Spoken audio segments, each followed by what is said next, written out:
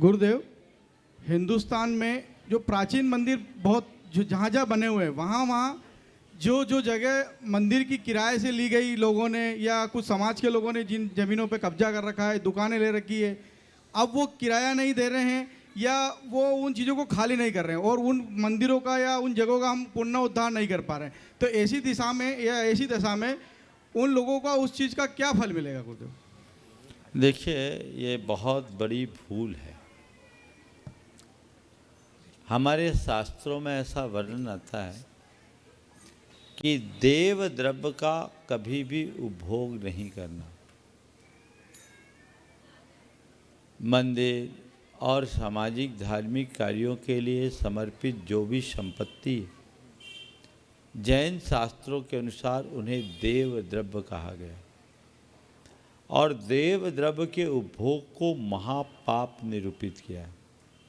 शास्त्र कहते हैं जिन्नत धार पैथा, जिन पूजा बंधन निमित्त विशेष धनम, जो भुंजई सो भुंजई निरी गई ये सुईरम दुखम। पुत्र कलत विदुरो दारिद्रो पंगो मूक बहिरंधो, चांडाल आदि कुजादो, जिन पूजादि दब्ब हरो। जीर्णोद्धार का पदार्थ भगवान की पूजा आदि के निमित्त से समर्पित धन का जो भोग करता है वो चिरकाल तक नरकों में दुख भोगता है। कदाचित वहाँ से निकलेगा भी तो पुत्र कलत से रहित होगा, दरिद्री होगा, पंगु होगा, मूक होगा, बहिरा होगा, अंधा होगा और अनेक कुयोनियों में उत्पन्न होगा। ये बात शास्त्रों में तो लिखी ही है। मैंने अनेक लोगों के अंदर ऐसा घटता हुआ भी देखा है। मैं दो एक उदाहरण आज आप सबके बीच देना चाहूँगा। ये बीमारी पूरे देश की। किसी ने तो दान दे के बनाया और तुम दान की हुई वस्तु पर अपना आधिपत्य जमा लिए, कब्जा कर लिए।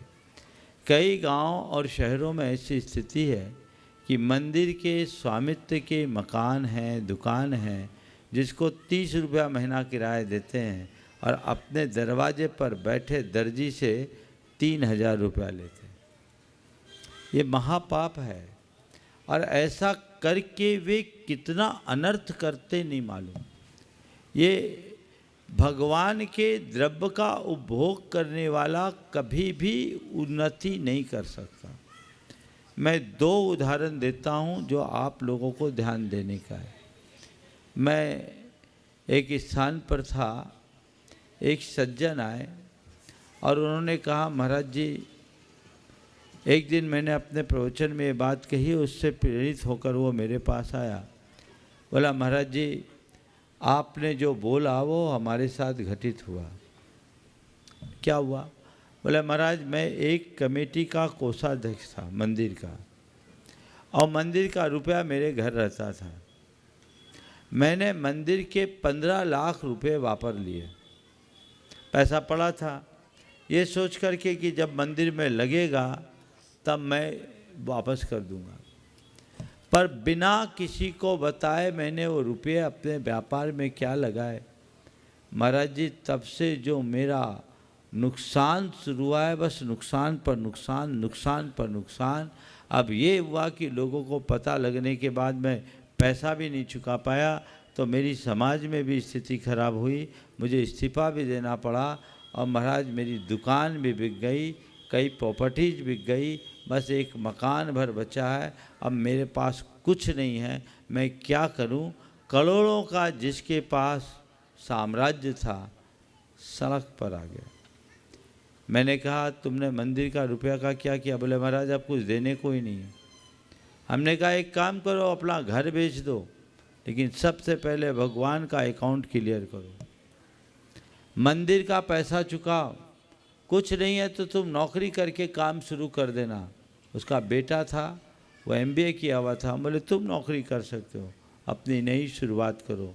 ये 2015 की बात है। उसका मन बहुत भींगा हुआ था, मैंने उसे प्रायश्चित भी दिया और उसने फिर अपने घर को बेचा और उसका मकान 17 लाख में बिका। वो पूरा रुपया मंदिर को दे दिया। बोले हमारे पास अब कुछ नहीं है, हम किराए के मकान में रहेंगे। और आप सुनकर आश्चर्य करेंगे, 2022 में वो व्यक्ति इतनी तरक्की किया कि गुनायतन का ट्रस्टी बन गया।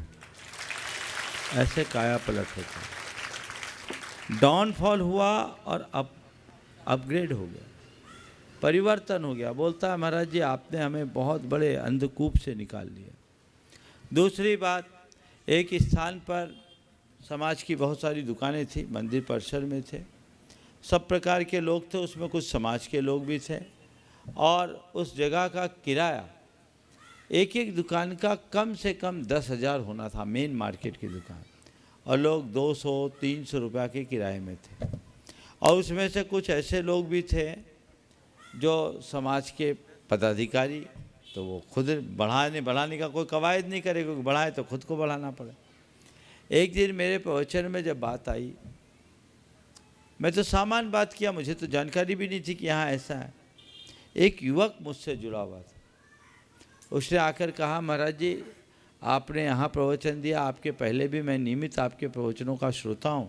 मैंने यहाँ के लोगों से कई बार बोला कि भैया किराया बढ़ा दो, अपन को किराया बढ़ाना चाहिए, पर महाराज जी कोई कहते ज़्यादा ज्ञान मत बांटो, यहाँ कुछ नहीं करना है, तुमको दान देना है दे दो, लेकिन ऐसा नहीं कर सकते। महाराज मैं क्या करूँ? हम बोले बाकी लोगों को जो करते हैं करने दो, तेरे मन में है मिनिमम कितना किराया होना चाहिए? बोले महाराज 10,000 से कम नहीं होना चाहिए।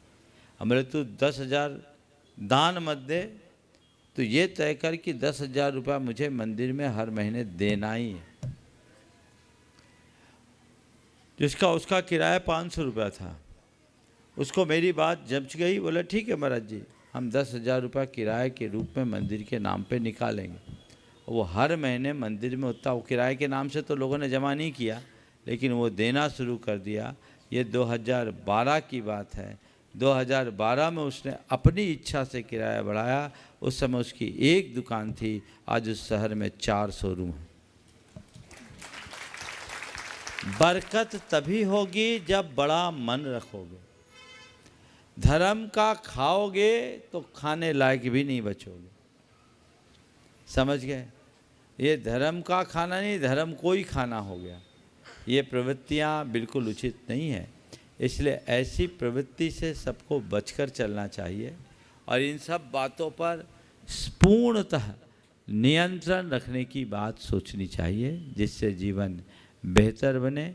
पूरे देश के लोगों को मैं कहूँगा, कहीं बोली लेते हो तो उसका पैसा चुकाओ, और मंदिर के भवन या अन्य स्थानों का आप उपयोग कर रहे हो तो मंदिर की आवश्यकता है तो आप खाली करने में संकोच मत करो, और अगर उपयोग कर रहे हो तो उसका वही किराया दो जो वाजिब किराया होता है।